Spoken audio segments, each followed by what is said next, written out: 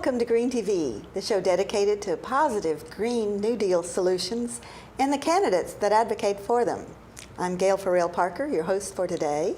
And today we have in the studio with us Peter Carey, District 11 candidate for Congress from the Whig Party.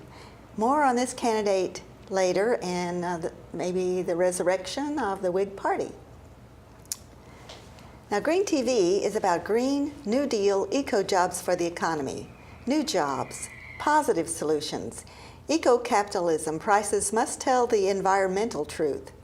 Green TV is about the green industrial revolution. Solar jobs, wind jobs, geothermal jobs, rail jobs, weatherization jobs, conservation jobs, efficiency jobs. Green TV is about building green neighborhoods, walkable, bikeable, pedestrian, and rail-friendly communities. It's about having cleaner air and cleaner water. It's about cutting taxpayer subsidies to zero for fossil fuel, big oil, big auto. Green TV is about renewable energy, free energy, clean energy. Rail built anywhere in America benefits all of America. Rail can move people, the economy, and the nation forward. Now we want to talk with Peter Carey, who is also an advocate for rail and renewable energy, if I'm correct. But first, we have this Renewable Energy 101 by the National Geographic. Around the world, renewable energy use is on the rise. And these alternative energy sources could hold the key to combating climate change.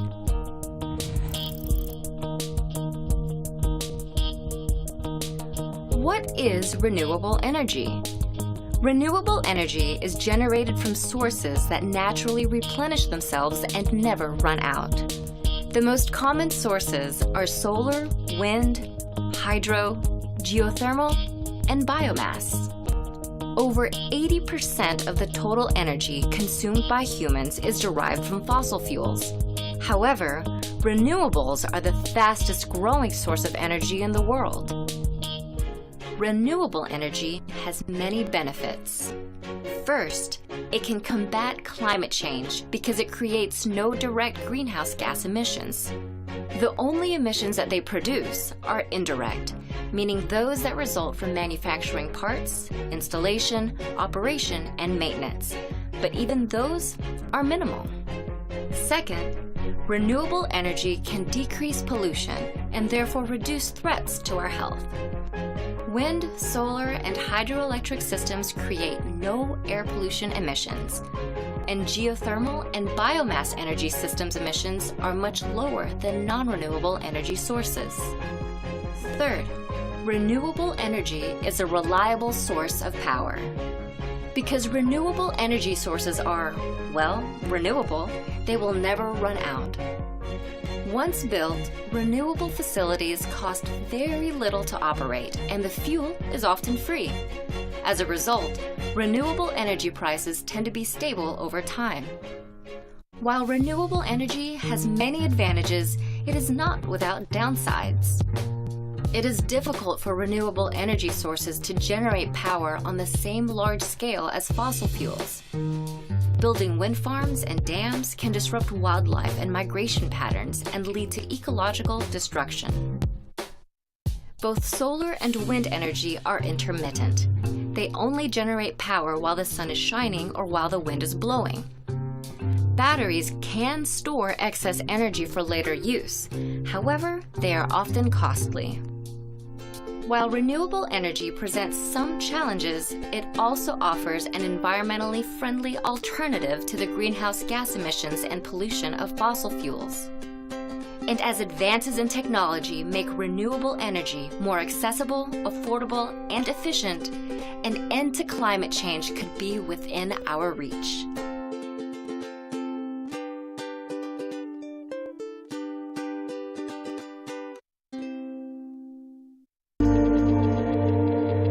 Welcome, Peter Carey.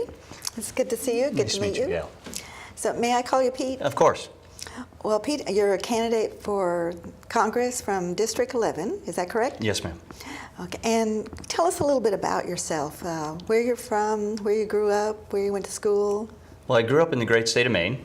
and joined the Army in 1985 and released back into the wild here in Northern Virginia after a number of years of being stationed here. I went to school at Roger Williams University in Rhode Island for my bachelor's in public administration. And interestingly enough, a number of the topics taught at the school related to renewable energies, recycling, and how local and state municipalities are dealing with that. I see. And was it your education that led you to run for office? Or? No, I come from a very politically involved family. My father was the mayor of our small town growing up. He was a state legislator and a state senator. He was also the state lottery director at the time when the Tri-State Megabucks, the first multi-state game, was introduced. I see. So you have a history of being in politics. Yes, ma'am. There's a lineage in politics. Yes. Well, how did you come to choose the Whig Party? So I had been a lifelong, what would be described as a blue dog Democrat, fiscally responsible, probably socially progressive. When I came to Northern Virginia, I became a member of the Fairfax County Democratic Committee. And over the last few years, there really became a change in the tone and tenor of the debate. We started using words like embarrass and shame to describe people that don't have the same views as we have. And I thought that really was no way to move forward together, because that's the only way we're going to go forward. We don't want to leave anybody behind. So I cast about for different political ideologies and political groups that might be of interest. And the modern Whig Party really is an amalgamation of a number of other parties, but really with a strong focus and a central core of veteran party thought and ideology. Well, about 60% of Americans these days believe that we could benefit from a strong third party. Tell us about the Whig Party. Is it an official party in Virginia? It is. We have the Whig Party of Virginia. Tim Cotton is the executive director of the party in Virginia from Culpeper, and I think you know Tim from his efforts with the Green Party in the past. We're building the party across the state, across the Commonwealth, where I think we've got 6 of the 11 congressional districts represented now with an official representative. We need all 11 to be for true ballot access. And that's another reason that I joined the Whig Party. 2 reasons. One, we have to generate a strong third party. People describe themselves as independent, but they don't generally vote independent. They vote for a party. And then the second part of it is the Whig Party is designed around compromise and about seeing all sides of an issue before taking a stance and not being against something just because somebody else is for it. Ah, yes. Isn't that a novel idea? Right. Yes, ma'am. Yes. Well, for your viewers out there, you're watching Green TV, the show dedicated to positive Green New Deal solutions and the candidates that advocate for them. We're talking here today with a candidate for Congress, Pete Carey, District 11 candidate in Fairfax County. And Pete, tell us a little bit more about your issues. Do you have 3 main issues? I do. So particularly as it relates to this audience, I think if we can talk about renewable energy like the clip just showed, Metro, which is near and dear to Fairfax County for sure, and high-speed rail. So from a renewable energy aspect, I think everyone is in agreement that is the future. The challenge is how do we migrate from where we're at now with fossil and nuclear to renewable energies. There has got to be a way we do it, and I'm not really sure what the right answer is right now, other than continuing to drive the technology to be more affordable. I would love to put solar panels on my house and be part of the grid, but it's just not going to happen. It's not cost effective for me to do that. The transmission lines and the distribution network controlled by fossil and nuclear, it's difficult for the renewable energy sector to break in and to use those things. I do think that the The goal of resiliency and reliability across the grid will be increased by the use of renewables. And then lastly, we have to make sure that we take care of all those people that we're gonna migrate out of those jobs, right? If a coal miner is not gonna be a coal miner, we have to make sure that we take care of him. Maybe he's a solar technician in a week from now, who knows? Exactly. Oh, well, already the solar energy produces more jobs in Virginia than the coal industry in the previous year, 2017 and 2016. The number of deaths on our roadways increased to over 40,000 people. It's a 9-year high. It was higher 9 years ago. They made some improvements. But 40,000 people are killed on our roadways virtually every year. And my sister Lisa was one of those traffic. So we are a very strong rail advocate because rail is safer. Mm-hmm. And it can run in renewable energy. Many areas of Virginia are underserved by rail, and concerned citizens are demanding across Virginia that we have rail.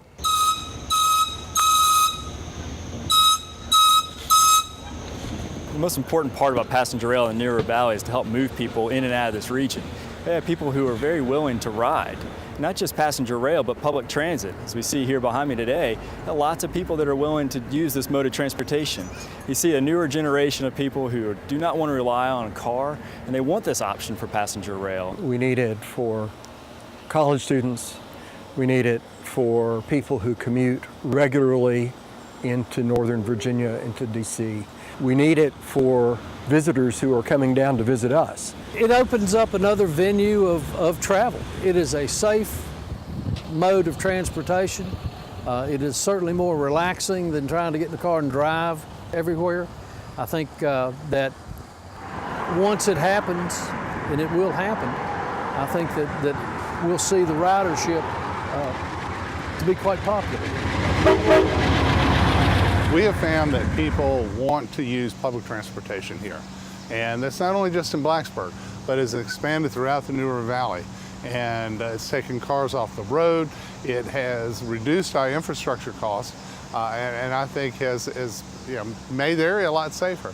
What we know about trains is that it does allow to move people more efficiently, more effectively. It takes congestion off the interstates and allows for that. And I think that's a real attribute as to why transit into this area, and rail in particular, is an important component. Passenger rail service would really help the 81 corridor in terms of taking vehicles off of the interstate, particularly at peak times. When you're on that interstate system, when the students let out at both universities, it's a dangerous situation. I think I-81 is going to increase in complexity. Using I-81 as shooting the hypotenuse of a right triangle is going to provide even more truck traffic in the future. I think it's going to be more laborious to drive 81. One of the things that I'm hearing from RU and Virginia Tech student affairs and recruitment offices is an increasing concern of parents about getting their kids home safely. I know as a teacher at RU, when spring break or Thanksgiving break or exams or whatever, 81 becomes a parking lot. So congestion and safety are two huge reasons why I hope to see Amtrak get into the New River Valley. We know that to sustain communities, to attract the millennials, that you're going to have to provide attributes that are made available from the trains. Well, the 2020 date is a goal. And the committee realizes that there's a lot of steps that need to occur to make that a reality, and everybody needs a goal to strive for. The infrastructure exists to bring the train into the New River Valley. It does need to be upgraded. We need to work with the system to do that. It has the turnaround there outside of Radford, so it can be done, and it can be done efficiently.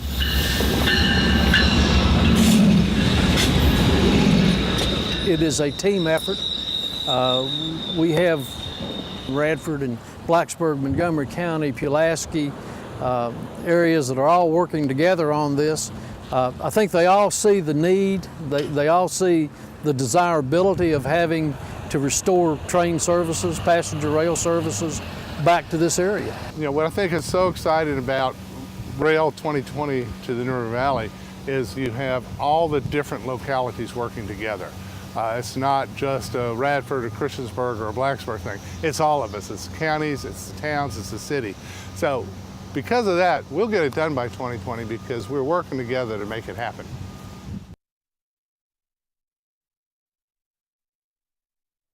You're watching Green TV today with Pete Carey, candidate for Congress in Virginia's 11th Congressional District. Pete, you talked about your advocacy for rail. Do you have other issues that you support as well in your campaign? Well, so again, particular to this group, Metro is taking quite the hit under the president's proposed budget, and then there's competing ideas going forward from Virginia's congressional district, split along party lines. I think that it ought to be funded at the $150 million level that Metro had actually put in their plan for this year, and then do a study on what does a get-right plan look like for Metro? How do we extend it to services further into Fairfax City, where I live, further down to Fort Belvoir, further down across the Occoquan, and truly make it a regional mechanism for people to be able to get into work, to take some of that load off of our roads. And that taking the load off the road will really help with the crumbling infrastructure problems that we have. We believe that having electric trains in Virginia would be a benefit to the citizens living here because it'd have cleaner air and cleaner water. Mm-hmm. So that's one of another aspect that we're looking at is right now trains that must stop in DC and change their locomotives to diesel. And we believe that it would be better if those electric trains could just go right on through DC and through to Virginia and into North Carolina on electric trains. So I'm hoping that you'll keep your options open to support that issue as well. We have here a clip on the future of energy, and so we'd like for the viewers to see this clip on renewable energy.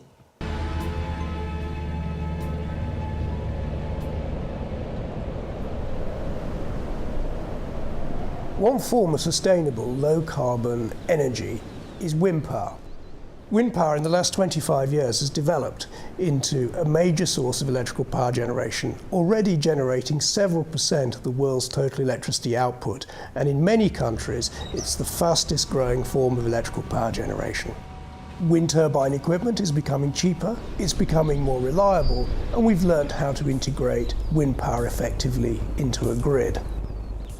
Onshore wind farms are now approaching the point of being economical without subsidy, which is very good for the industry.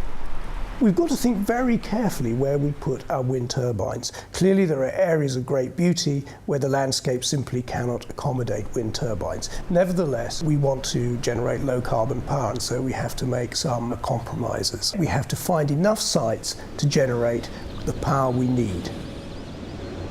A further issue is that the wind is variable.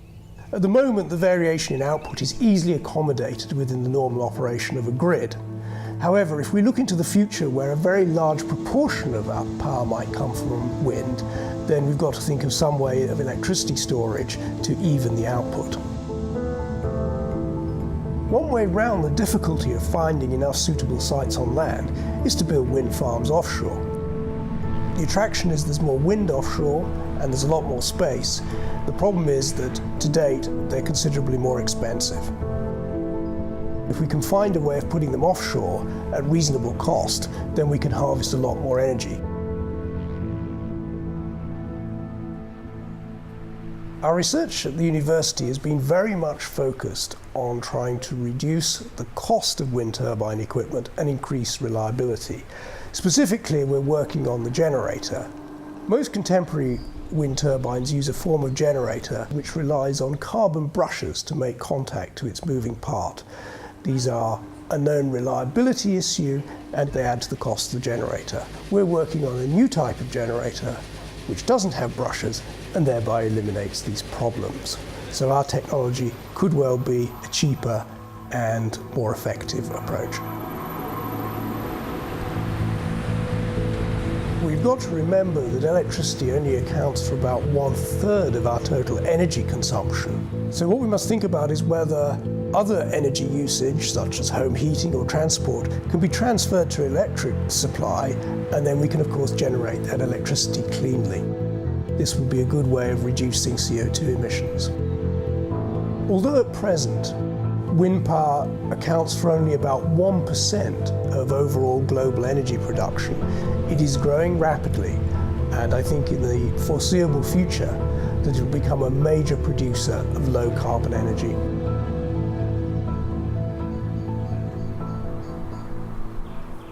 This story isn't about taking sides.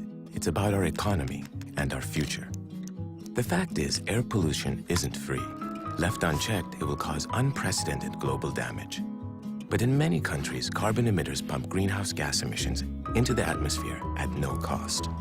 The bill for the damage comes to all of us in the form of threats to public health, food and water shortages, storm damage, and overall uncertainty in the marketplace.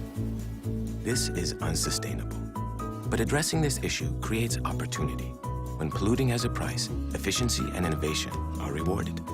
Whether we tax it, set up emissions trading systems, or regulate it, carbon pricing is good for business and good for people. We save money by maximizing energy efficiency. We spur innovation in renewable energy, manufacturing, and transportation. We build smart, livable cities, and we create jobs. Businesses, cities, states, and countries are already putting these solutions to work. By implementing a carbon tax, British Columbia reduced emissions and cut taxes for its citizens. Morocco set a renewable energy target and reduced its energy subsidies. As a result, its renewable energy investment grew sixfold, enabling Morocco to become an innovation hub for solar power. California expects to collect billions from emissions permit fees, which will then be invested in clean energy and low carbon development. And China is testing 7 emissions trading systems locally, with the intention to expand nationally. Since 2005, carbon markets have expanded across the world. Momentum for meaningful carbon pricing is growing. Now we need businesses and governments to lead together for our health, our economy, and our future. Join us.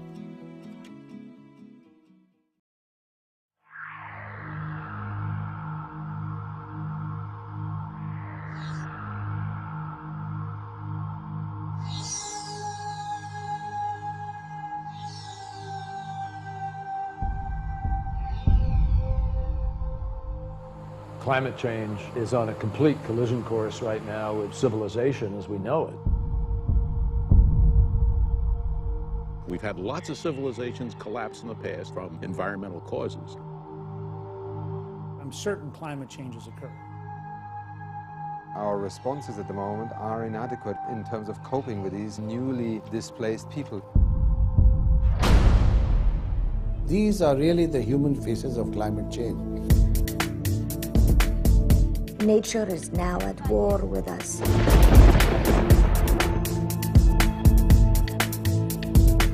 We're going to have to rethink climate change as being some remote environmental issue that the scientists will work out over there.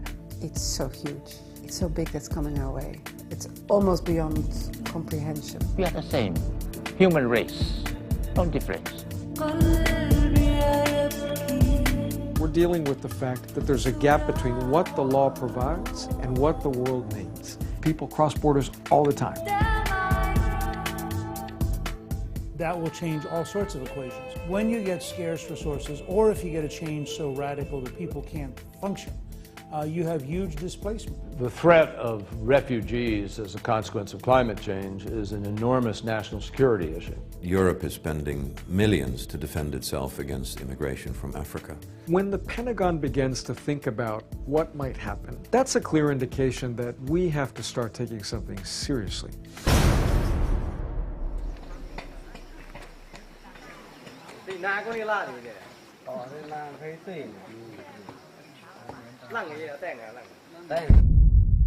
This is not a 100-year or 50-year issue, it's a present issue. It already is affecting the price of food you're putting on the table. It will affect the price of energy that you pay for your home and your automobile. We can meet this challenge. We can transition to a low-carbon economy. We can invent our way out of this problem. We ought to be able to come together, not red versus blue, but in a red, white, and blue way.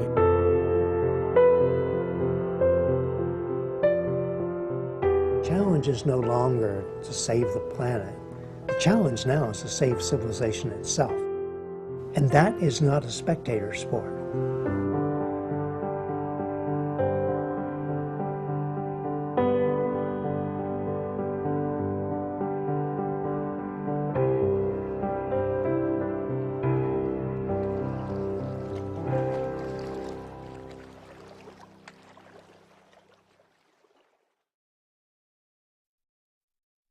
My name is Peter Carey. I'm the Whig Party candidate for the Congressional District 11 in Virginia. The Whig Party stands for compromise, and it stands for getting things accomplished. November 6, 2018, we'll send the first Whig to Congress in 150 years. You can reach me at petercareyva11.com. That's Peter Carey, C-A-R-E-Y, VA11.com. Thank you. Well, Pete, thank you very much for being on Green TV. You're welcome, Gail. Thanks for having me. It's a pleasure meeting you, and we look forward to having you back again. Great. Thank you. The renewable energy is clean energy, free energy. Rail is safer and can run on renewable energy. We need more trains and less traffic. Rail built anywhere in America benefits all of America. That's it for today's Green TV. I'm Gail Farrell Parker. Please join us again next time for Green TV.